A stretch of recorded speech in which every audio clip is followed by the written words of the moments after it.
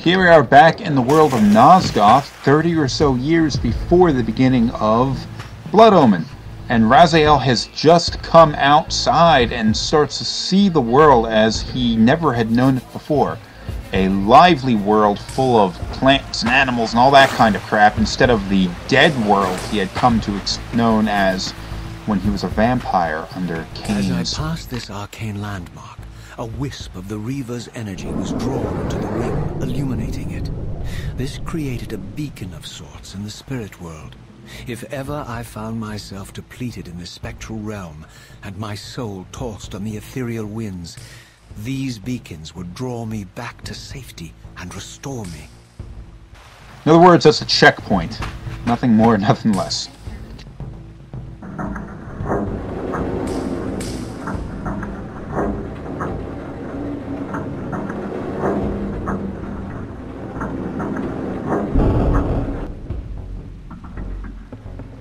Okay. Yeah, I like how they implement that kind of thing as part of the plot. Okay, now we're going to jump back into the water, and I'm going to switch to the spectral realm so I can run around down here. In the spectral realm, you can... you can't swim. Water is nothing in the spectral realm. So it gives you some certain opportunities. Being able to run around down here is certainly different than having to swim through it. Jeez, where the hell was that? There was supposed to be a gate down here I was going to swim through. Maybe I shouldn't have gone into the spectral realm. Anyway, the game plays differently depending on which realm you're in, and this was a pretty cool feature back in the first Soul Reaver game, although I feel it isn't quite utilized to the same quality in this game as it was in that one. I think I'm looking in the wrong direction. Where the hell was that gate? I feel kind of dumb here again. Get turned around quite easily. Ultimately, I consider... Oh, there it is. Ultimately, I consider this game to be easier than the first Soul Reaver. They eliminated a lot of the weird puzzles that I didn't particularly enjoy in that game. Oh, there are enemies in the spectral realm. And these things are capable of killing you, but as mentioned a few seconds ago, being defeated in the spectral realm isn't a death sentence. You'll just go back to the checkpoint, essentially making Raziel invincible in a certain respect.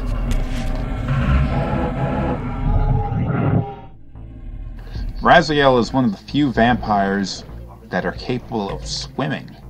Well, he's not a vampire anymore, but he had gained the ability to swim from a vampire. I think it was Rahab that possessed the ability to swim. A rather unusual ability for vampires in this world, because water sort of like has an acidic touch to most vampires. Even though he wasn't a vampire anymore, Raziel still maintained this weakness for a time until he had killed Rahab and gained that power. Shit, oh no, there it is. I thought I'd climbed the wrong platform. This game was well, the first one anyway, was I would call it, well, that's where I actually need to go. The first game was a pretty big technical accomplishment, in my opinion, compared to most, especially the first game in the series, Blood Omen. Because, aside from a fully 3D game, which wasn't terribly common or done very well in that time. These ancient obelisks were mysteriously attuned to my spiritual essence. By simply touching the symbol, I could safely preserve an imprint of my soul, and thus create a milestone to which I could return when weary, and from which I could resume my journey.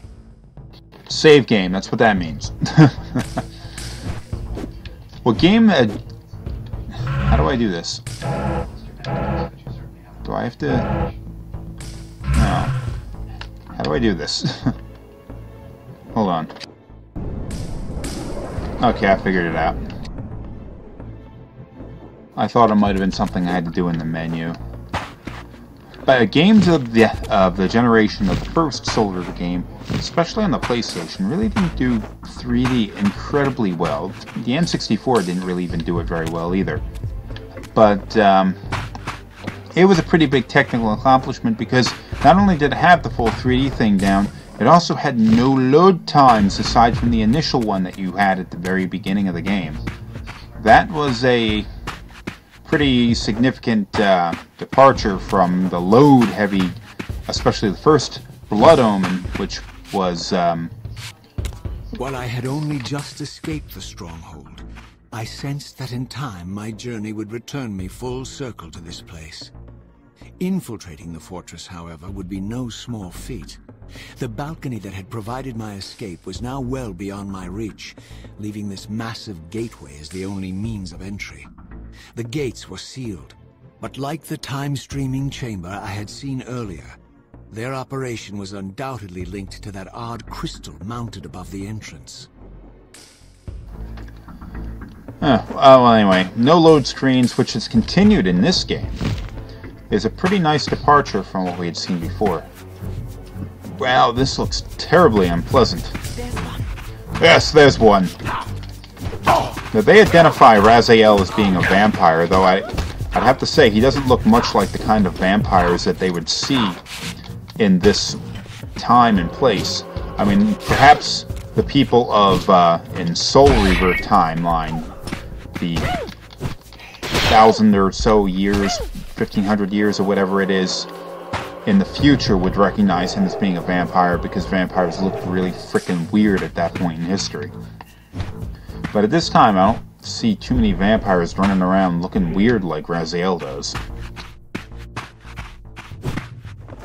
In fact, these are vampire bodies that we see all over the place. Now, sadly, limitations of gaming hardware at the time made these models really look shitty. But you get at least an idea of what... Whoa, dude. What are you doing to me? Shooting crap? I don't like that. They don't look pretty good.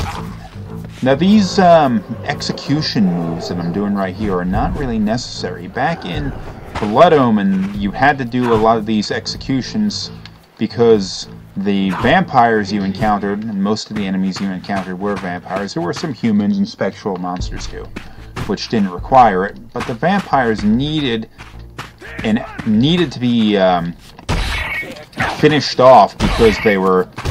You couldn't just beat one to death. They healed too quickly. Vampires were just too damn powerful. Humans are decidedly less durable. So the executions do exist here, but they're not as necessary. I guess they are useful if you need to kill someone real quick in order to consume their soul. If you're so, I mean, that would make sense. And plus, decapitating someone with this gigantic sword does look pretty cool.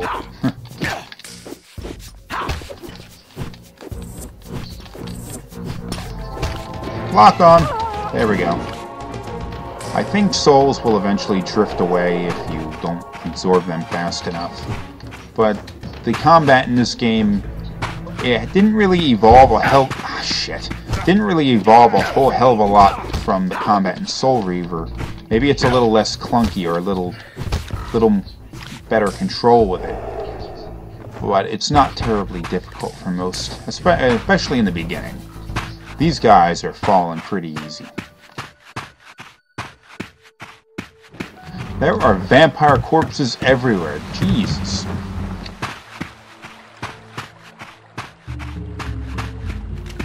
Oh, what is that? That is not a dog. That is weird. Jeez. Kill him. What are you doing?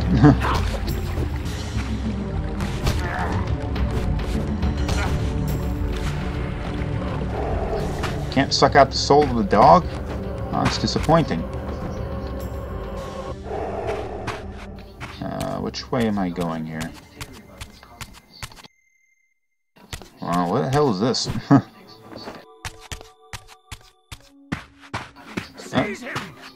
Seize him! Just run away. You'll have a much better day. These people are not Seraphan, although they fancy themselves... Whoa, that's a horrible viewpoint. They fancy themselves as being Seraphan, or carrying on their legacy, but they're not actually Seraphan. They're just people that are trying to hold the ideals of vampire slaughter. Oh, apparently you can suck at the soul of the dogs. Was that a sword? Or was that just a stick? That's the most horrible way of killing someone. Oh!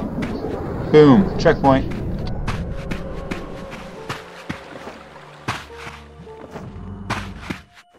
Am I going the wrong way? I think I'm going the wrong way. Follow the river! Shit. No, don't follow the river. That was the one thing I didn't want to do.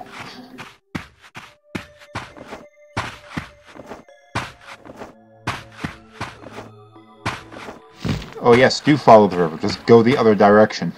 I'm an idiot.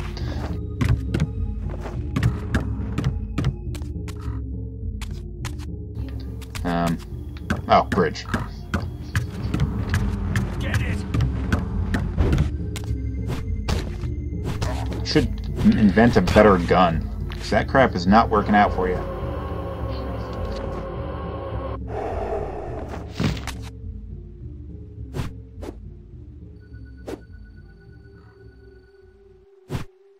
Alright, there we go. Got the Reaver to disappear. These vampires had nothing in common with the deranged jackals I left behind in Kain's derelict empire. They seemed to retain much of their former humanity.